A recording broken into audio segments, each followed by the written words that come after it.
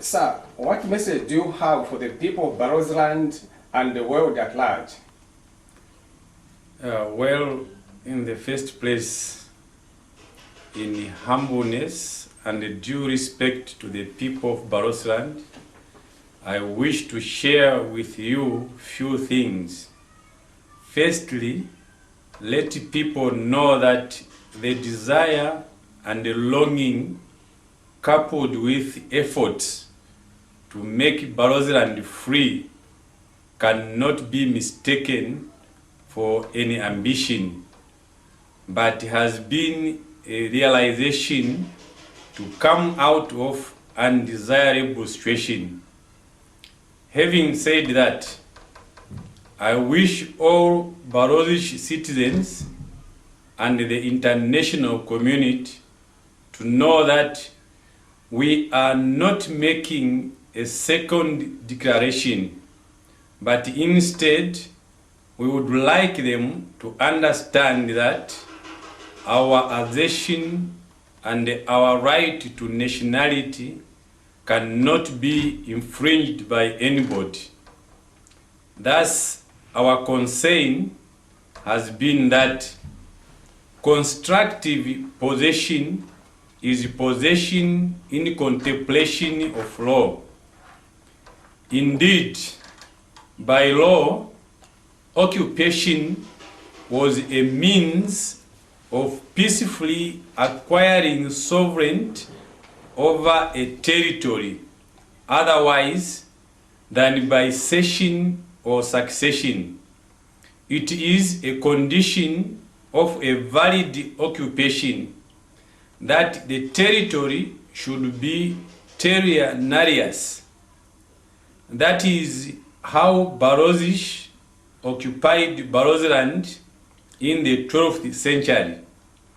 In the same vein, other explanation of occupation is that according to the state practice of the colonial days, territories inhabited by tribes of people having a social and political organization were not regarded as terra nullius. So occupation was through conquest or through agreement concluded with rulers. With regard to Barotseland, the report of the Zambian Constitution Review Commission 2003 summary states as follows: the Barotseland Agreement is a successor treaty to the treaties subsisting between the British Crown and the Barotseland monarchy relating to the protection status of Barotseland prior to independence. The agreement incorporates the territory and transfers all obligations and rights of the British Crown. I repeat, the agreement incorporates the territory and transfers all obligations and the rights of the British Crown with respect to Barotseland to the government of Zambia. Failure to implement the agreement gives rise to questions about the legitimacy of Zambian government authority over Barotseland. End of quote. So occupation of Barotseland by Zambia was through agreement. It follows then that legal axiom states that anything is made and destroyed by one and the same means. It is indisputable that the treaty was terminated. Therefore, by law, unless the treaty otherwise provides or the parties agree, the termination of a treaty under its provisions or in accordance with the present convention releases the parties from any obligations arising from the treaty. Let me repeat that one. Unless the treaty otherwise provides or the parties agree, the termination of a treaty under its provisions or in accordance with the present convention, that is the UN Convention, releases the parties from any obligations arising from the treaty. What is obvious is that there were two parties to the agreement, vis-a-vis Barotseland and Northern Rhodesia government, or Zambia if you wish. Considering that the agreement was to be the basis of relationship, it is wise to know that one of the fundamental principles governing relationship is that the party which disowns or does not fulfill its obligations cannot be recognized as retaining the rights which it claims to derive from the relationship. Only where people use law of the jungle can there be a different vision. Maybe that is where Zambia fits in.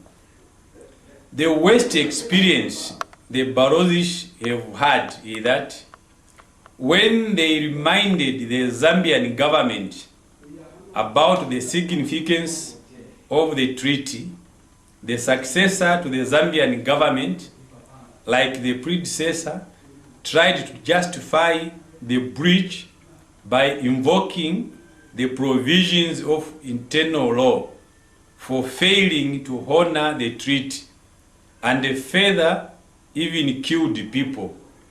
Nevertheless, the United Nations Convention on the Law of Treaties states that a party may not invoke the provisions of internal law as justification for its failure to perform a treaty. Reference can be made to Article 27. So, on the issue of occupancy, once the treaty is dishonored, parties to that agreement treaty should refrain from making each other's territory the object of acquisition by means of military occupation or by direct measure of force, and no such acquisition will be deemed as legal. Maybe this one can be repeated.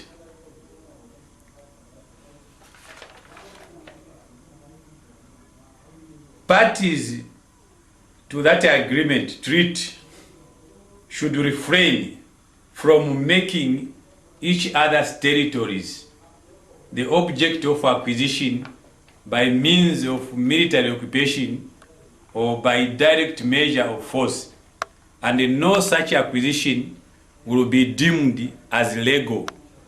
This language is clear, but Zambia, as a rogue state, resorted to force by using unscrupulous police force as an instrument of injustice and hegemonic dominance. Yet Zambia has dishonored the treaty and opted to occupy Barotseland illegally. Unfortunately, whether deliberately or not, we do not know. If they have been doing so for lack of understanding, then they have to know now that ignorance of law has no defense, and the law to us does not mean penal code, but all relevant norms of justice and the principles of law, including law of agreements. We know that Mr. Kaunda, as president of Zambia, used a committee to take away our sovereignty. In reality, the Barotse people are not a committee. In fact, those who assented to the Barotseland Constitution are more than a committee. 20,000 people is not a joke. What they have done is legitimate. And since our relationship had been later based on cheap and unfounded politicking, effected by the barrel of the police guns, we have taken the step in the right direction to acquire sovereignty and to consummate our liberty. What should be done or considered are the following. Workable approach. We should have a workable approach. In the workable approach, the first thing is that people have to renounce and reject the name Western Province. So you reject the name Western and be yourself and demand respect. Secondly, you reject or renounce Zambian nationality, if any. 3, acclaim the Litunga as head of state of Barotseland. 4, proclaim Barotseland as a country with its own right. 5, declare the office of the president irrelevant in Barotseland, the king's land, considering that the office of the president does not serve the interest of the king or the people. Declare the office of the vice president irrelevant as well from Barotseland. How can we have the office of the vice president in Barotseland when we have the office of the Ngambela or Sopi? Stop recognizing the deputy minister as head of Barotseland. He represents the president and he is politically above the Litunga.